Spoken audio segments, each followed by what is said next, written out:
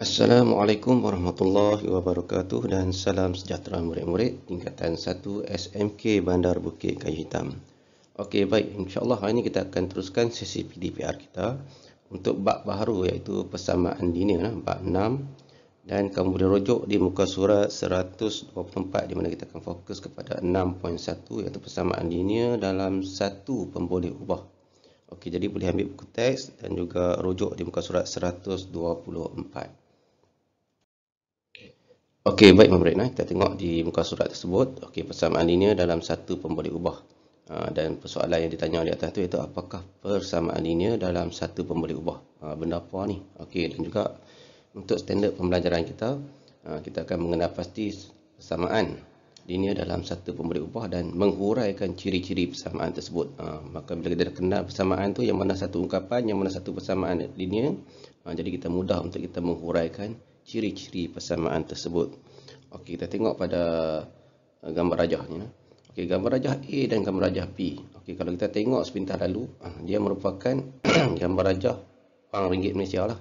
Di mana nilainya kalau kita tengok sini adalah nilai yang sama tapi dalam bentuk yang berbeza.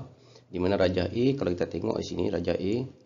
Okey, rajah A ni dia dalam wang kertas yang sekeping iaitu 100. Tapi untuk geran rajah B ni iaitu RM50 sebanyak 2 keping, tapi nilainya adalah sama. Sebab tu di sini kita akan fokuskan tajuk kita ini persamaan. Di sini tengok. Jadi maksud di sini kita akan letak simbol sama dengan, maksud nilai rajah A ni dan rajah B ni nilainya tetap sama. Sebelah kiri pun sama, sebelah kanan pun sama nilai.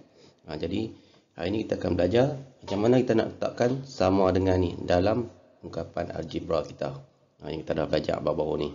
Okey, seterusnya simbolnya, ni simbolnya sama dengan digunakan untuk menunjukkan hubungan antara dua kuantiti yang mempunyai nilai yang sama. Ni fokusnya adalah nilai yang sama. Dia nak hubungkan antara kuantiti A dan kuantiti B menggunakan simbol sama dengan. Dan persamaan ni pula kan. Okey, kalau kita nak tahu, okey, dia ada juga simbol tidak sama. Dia buat cross sikit dalam hubungan yang terdiri daripada nilai yang berlainan. Contohnya 2 tidak sama dengan 5. Jadi bila tak sama, jadi kita akan buat simbol cross. Okey, ini untuk pemahaman kita secara umum lah. Nanti jangan terkejut pula tiba-tiba ada perkataan ada simbol sama dengan dia buat cross pula. Okey. Kita tengok pada aktiviti penerokaan tu lah. Penerokaan tu di muka surat 124 tu juga. Dia ada bagi satu ni lah gambar rajah di mana dia gabungkan semua sekali. Ada situ ungkapan, ada situ persamaan. Dia tanya kita perhatikan ayat matematik ditulis pada kad dalam rajah di bawah lah. Okey, dia tulis tu dia suruh buat apa? Kelaskan ayat matematik itu kepada ungkapan dan persamaan. Salin dan lengkapkan peta bulatan di bawah. Okey, tapi kita fokus ni kita tengoklah, kita asingkan. Okey, ungkapan. Yang mana satu ungkapan di sini? Okey, ungkapan di sini kalau kita tengok secara logik, secara teorinya, okey, yang mana tidak ada simbol sama dengan tu adalah ungkapan. Jadi yang pertama di sini ungkapan adalah 7H tambah 2. Dan yang kedua X tambah 2X. Dan yang ketiga 5A kuasa 3 tolak 3. Okey, itu yang kita nampak di sinilah yang ada dalam gambar rajah tersebut. Okey, untuk persamaan dia ni yang pertama adalah X tambah 5 sama dengan 8. Dan juga Y bahagi 2 tolak 10 sama dengan 1. Dan seterusnya K kuasa 2 tambah 1 sama dengan 6. Dan seterusnya 6P tambah 4Q sama dengan 9. Okey, seterusnya lagi X tolak 2Y bahagi 3 sama dengan 7. Dan seterusnya 3N tambah 1 sama dengan 6N. Dan juga yang seterusnya 3H tolak 1 sama dengan 5K. Okey, itu dinamakan persamaan. Okey, seterusnya kita tengok sini aktiviti penerokaan juga. Okey, yang dikatakan persamaan tu. Okey, contoh sini kita ambil contoh lain pula. Okey, kamu boleh rujuk di muka surat 125 lah. Okey, X tambah 5 sama dengan 8. Ini persamaan. Y bahagi 2 tolak 10 sama dengan 1. Ini pun persamaan juga. Ini pun persamaan. Semua ni adalah persamaan. Jadi persamaan ini dikenali sebagai persamaan linear kerana kuasa pemboleh ubah ialah 1. Kenapa 1 persamaan pemboleh ubah dah? Okey, kalau kita tengok di sini. Yang satu tu macam mana? Okey, maksud dia di sini tengok X. Persamaannya. Kalau dikira persamaan linear ni adalah kerana boleh buat satu ialah kerana apa? Tengok. Kuasa bagi X adalah 1. Maksudnya depan X ni tidak ada kuasa 2, kuasa 3. Dia X saja 1. Maksudnya X kuasa 1 lah. Tambah 5 sama dengan 8. Di mana X ni merupakan pemboleh ubah. Dan juga persamaan. Jadi di sini menunjukkan 1 saja pemboleh ubah. Tapi dalam situasi ni X tambah 5 tolak 8. Sini X 1. Di sini kita tengok ada berapa pemboleh ubah ni. Sini ada 2 iaitu X dan Y. Di sini 1. Di sini 1. Di sini 2. Di sini 2. Jadi kita kena pilih. Kalau dikatakan persamaan linear kerana kuasa ni, kuasa pemboleh ubah ialah 1 ni. Jadi kita ambil yang tu je lah. X tambah 5. Yang pertama kita ambil contoh ni. Okey, yang pertama sini adalah X tambah 5. Yang kedua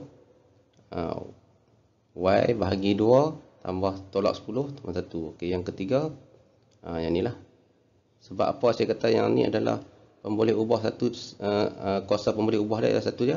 Okey, sebab di sini huruf yang samanya adalah 1 je lah. Yang ni ada 2 huruf yang berbeza.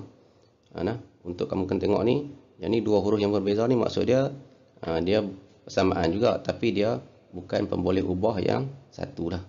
Ni satu pemboleh ubah. Okey, itu dari segi asas nak bezakan antara satu persamaan linear yang kuasa pemboleh ubah dia ialah 1. Okey, tip di sini nak kenal macam mana lagi. Ciri-ciri linear dalam satu pemboleh ubah. Kita tengok sini lah. Hanya mempunyai satu pemboleh ubah.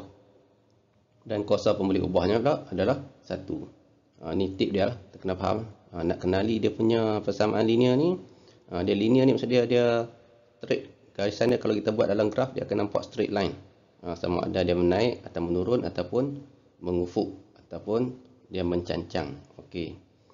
Seterusnya, kalau situasi dia ada soalan macam ni, ungkapan seperti XY 1 per X dan X per Y ni merupakan bukan ungkapan linear, kerana graf yang kita dapat nanti graf yang bukan berbentuk linear lah. Linear ni kalau nak faham dia straight line ataupun lurus.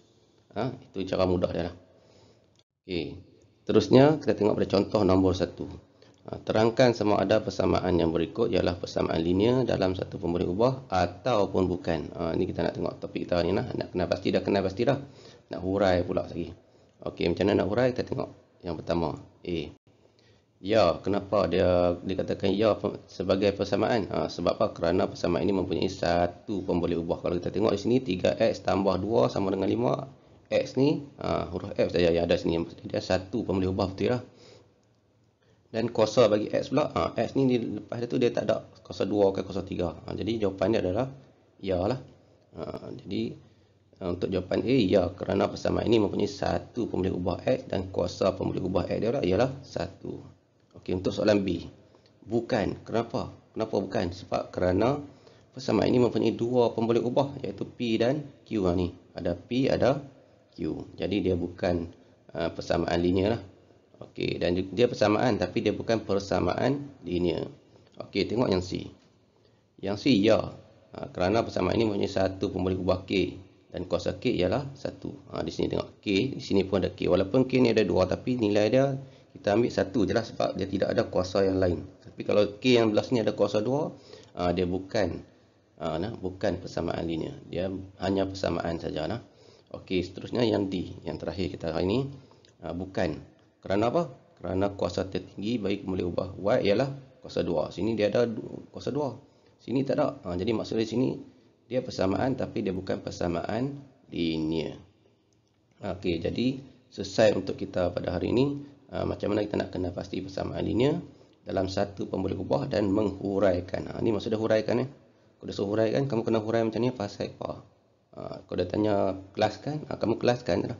Yang mana satu persamaan linear, yang mana satu bukan. Okey, itu jadi topik kita hari ni kita dapat fokus benda ni lah. Jadi saya harap kamu jawab soalan yang saya bagi dalam grup tu, PBD tu, dia kaitan dengan benda-benda ni. Jadi kalau boleh jangan skip soalan tu lah. Jawab elok. Jangan main tanda aja. Jawab elok, tengok betul tak jawapan kamu tu. Okey, jadi saya ucapkan terima kasih pada semua dan juga pastikan apa benda yang diberi tugasan oleh guru, terutamanya modul PDPR tu, sila siapkan dan buat ulang kaji nah. Atau kalau tak faham, boleh WhatsApp saya nah, ataupun nak buat video call dengan saya pun boleh, tidak ada masalah.